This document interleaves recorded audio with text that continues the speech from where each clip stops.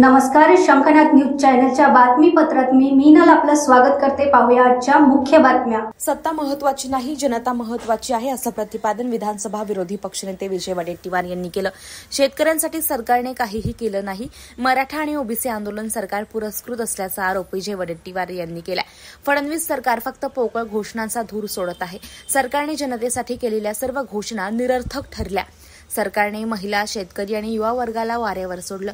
राज्यातील जनतेचं नुकसान करणाऱ्या अशा बेजबाबदार सरकारच्या चहा पाण्याच्या निमंत्रणावर आम्ही बहिष्कार घालतो अशी प्रतिक्रिया वडेट्टीवार यांनी महाविकास आघाडीच्या बैठकीत दिलेली आहे। पाहूयात ते आणखीन काय म्हणाल्यात।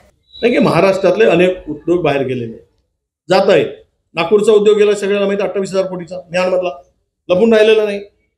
ऑक्सिजन गेलाय, मोठे मोठे उद्योग गेलेत। केंद्र सरकार म्हणते की आम्ही उद्योग केंद्राकडून उद्योग आणू, केंद्र सरकारने आम्हाला दिले असे सीएम म्हणतात, पण अजूनही नवीन उद्योगाचं कारण महाराष्ट्रामध्ये गुंतवणूक कमी होत आहे।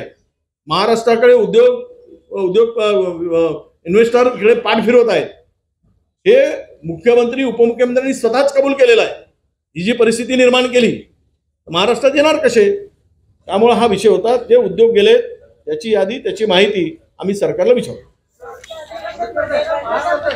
ओके, लास्ट त्यांना काही मदत मिळू शकणार नाही अशी अवस्था निर्माण झाली। मुख्यत्वे सांगायचं झालं तर सर्व पीक उद्ध्वस्त होत असताना काय उपाययोजना, तर केवळ महसुलात सूट, रोजगार हमीच्या कामामध्ये थोडा निकषात अशा थातूर गोष्टी सरकारने करून शेतकऱ्याच्या तोंडाला पाणी पुसण्याचं काम केलं। हे करत असताना त्यामध्ये शब्दाचा खेळखंडोबा करून दुष्काळ सदृश्य परिस्थिती म्हणून दाखवली।